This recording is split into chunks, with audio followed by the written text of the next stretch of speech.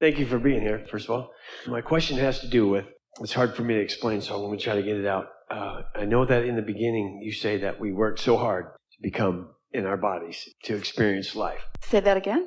From the teachings that I've heard from you, you explain that you say a lot that we've worked so hard. If we knew how hard we worked to get into these bodies, to experience life. Well, we said something different. You translated it that way. We have never, ever said those words. Okay. You made those words up.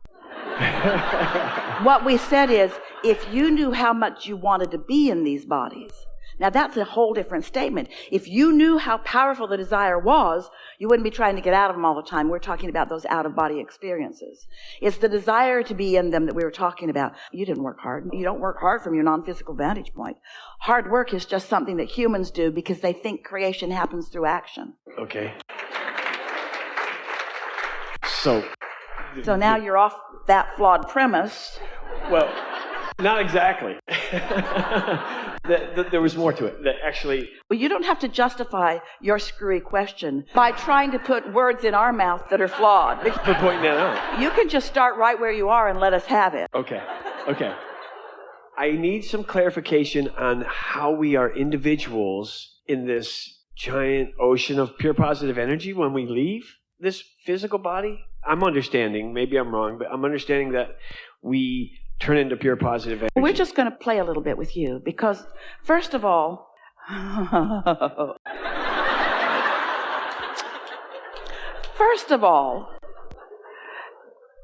and we mean this in the nicest way, when all that is source energy is focused with you now in this powerful moment of creation, why are you worrying about what's going to happen once you're not focused here in this physical body? Why don't you just mind your own business? It's all right. But what do you think that desire for that clarity is about? In other words, is this boring you? Have you got this all figured out? Because we said something a little bit like this just before you sat here, that when you are focused from your non-physical, you have this broader understanding. And when you reemerge into your non-physical, you will remember that again. But while you are here in this physical body, it's the combination of the things that matter to you here and are of interest to you here and your connection with that broader point of view that will bring you the greatest satisfaction in life. Therefore, it is our knowing that the basis of this question is because you're not doing enough of, and it's all right because almost no humans are, you're not doing enough of getting into the receiving mode so that you can receive what your inner being knows. You see, this is what we really want you to hear. Your inner being, this non-physical energy, this singular energy that you're even wanting to call that consciousness, is so interested in what you are about here, not focused upon something that's going on somewhere else. And you know why?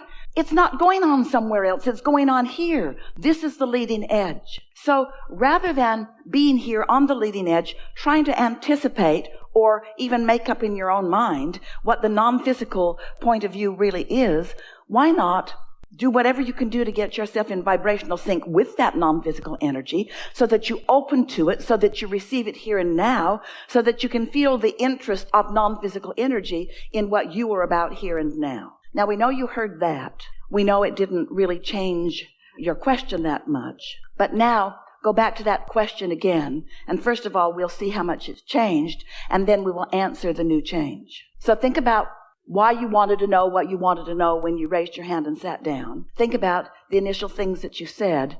Try to bring it back to that point, and then we'll bounce off from there again. Okay. I'm going to regurgitate the question, and I'm going to ask it again. All right. It's probably going to sound similar. It will sound very much the same. It will feel very different. Okay.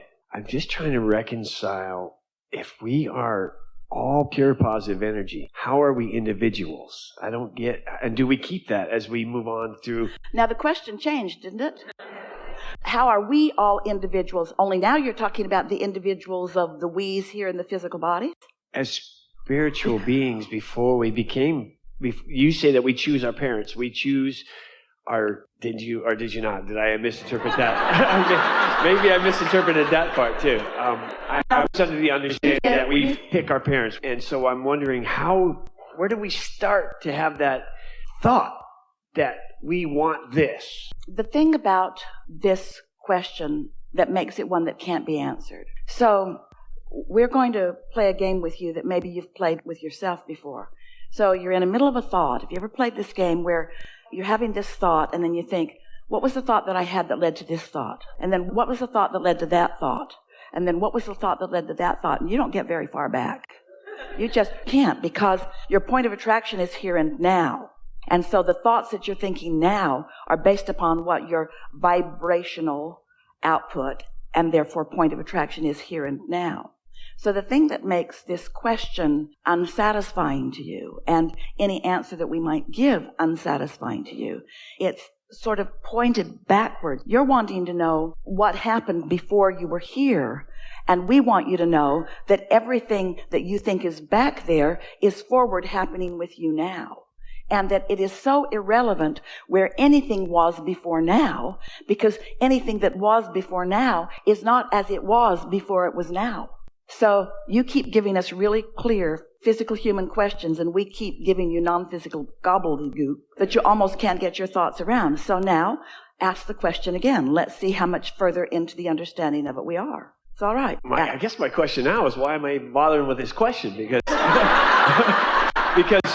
I am all about what's happening now, because I realize that what's happening right now, I thought about and manifested earlier, and now I'm here. So I guess it doesn't matter. So let's just look at it conceptually. So it's not hard to accept that there was something before now, even something before you emerged into this physical body. And we want you to understand that then you were a consciousness, and from your framework of thinking, you could say, I was a singular consciousness interested in flowing into this physical body. You could say that, even though the singular consciousness that you were was in a larger group, just like the singular consciousness that is you speaking into this microphone is part of a larger group. So you were singular consciousness who was eager about the idea of coming forth into this physical body. And so that consciousness is focusing here with you in this physical body. So just like you are here in your body and thinking mostly about your life, you are also interested in your friends. You're also interested in some of the things that they are about, and you're interested in some of the things that they say, but not nearly so interested in anything any of them are doing as you are interested in what you are doing. What they are doing interests you to the degree that they are involved with you primarily, whether it's a cluster of friends around you or a global consciousness. It really is primarily about you. Your point of attraction and your point of attention is primarily about you. So understand that that non-physical point of view is that way too. So that non-physical point of view is that way too. And just like you have physical friends that you are interested in, the non-physical you is also interested in other things as it relates to them. And everyone actually relates to the whole in one way or another. But the primary focus is about the train of thought or the stream of thought or the stream of creative consciousness that you are about. So from your non-physical vantage point, it's not much different in the way you understand yourself to be thinking about the things that are important to you. The difference between you in your singular consciousness, which is mostly about singular you, and your inner being, who has singular consciousness, who is mostly interested about singular you, singular that part of you. The difference between the physical you and the non-physical you is that the physical you doesn't really have complete control over the thoughts that you are thinking. And therefore, you often, collectively, we're not just speaking to you, activate contradictory thoughts within yourself that are not in sync with what you really want, while the non-physical you never, ever does that. The non-physical you has come to the experience of holding attention upon what is wanted without introducing the contradiction to it. So the non-physical you is a stable energy, a stable consciousness that's focused succinctly and clearly upon the point of expansion that has been chosen in this moment. Are any of you following this? So, here you are, an extension of that non-physical you. There's you, selfish you, and there's you, selfish you. There's you, singular you, there's you, singular you. In other words, there's you, this point of eternal consciousness. And here you are, because you have chosen to be on this leading edge of creation. Here you are, mixing it up in contrast and allowing yourself to be exposed to something beyond what you already know and what you already own and what you already are. You're mixing it up with others, and as a result, you're coming to a new desire that you don't have vibrational control over. It's too new. It's like the baby learning to walk, or somebody getting behind a powerful machine and not really understanding how to run the machine. In other words, you're vibrationally and emotionally a little out of control, a lot out of control here in your physical bodies. You're sort of out of control. You're out of control. So you're doing what you intended to do. You're observing and you're experiencing and you're weighing the pros and the cons and the pluses and the minuses. And you're coming to awarenesses of what you want. And every time life causes you to prefer something, it really is that simple.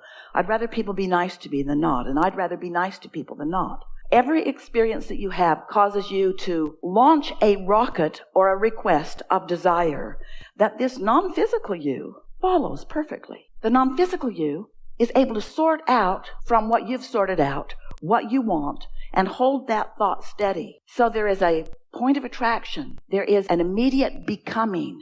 Now, do you follow that? We want to say that in a simpler way. So you've got the two yous kind of in perspective, yes? So you say, I want more money. And your inner being hears, we want more money. He, therefore I, we want more prosperity. You say, I want it, but I don't have it. I want it. Law of attraction responds to you. I want it, but, I want it, but, I want it, but, I want it, but. So you don't have any movement. Your inner being says, I want it, I want it, I want it. So law of attraction is responding to this aspect of you, and law of attraction is responding to this aspect of you, which gives you the sensation of a tug of war. Because half of you is moving, it's not half, it's the way larger part of you is moving toward your desire or allowing that desire to formulate around you, while this part of you may not be doing that. So this conversation about where you came from and who you are, it is our desire that you understand that it wasn't just a jumping off place. It wasn't someone that just set you into motion and there. It's someone that set you into motion and is involved from a vibrational law of attraction, point of view about everything that matters to you. Are you feeling the bigness of this singular consciousness? Yes. Now, does that mean that your inner being can't think about other things? Of course not. Does it mean you only think about that? Of course not. So now, ask that question again. Jeez, I almost forgot what the question was at this point. That question is irrelevant now, because the basis of it was so flawed that there was no way to answer a flawed question in a way that you could understand it. We could just say, well, that's a flawed question and we can't answer it. Honestly, don't know how to ask the question. Because what you now understand, what you now have returned to resonance about is that I'm an extension of that. And everything that I am becoming, my inner being allows themselves to become it first. And then they hold the vibration of it, which allows me to then become it next. And to the degree that I let myself flow in the direction of my own desire, I feel good. And to the degree that I'm a holdout and I don't let myself flow in the direction of my own desire, then I feel that negative emotion, which is the indicator that I've expanded, but I haven't let myself in my human form take the expansion. We are appreciating your patience in this conversation, because this is such a leading edge conversation about everything that you are about.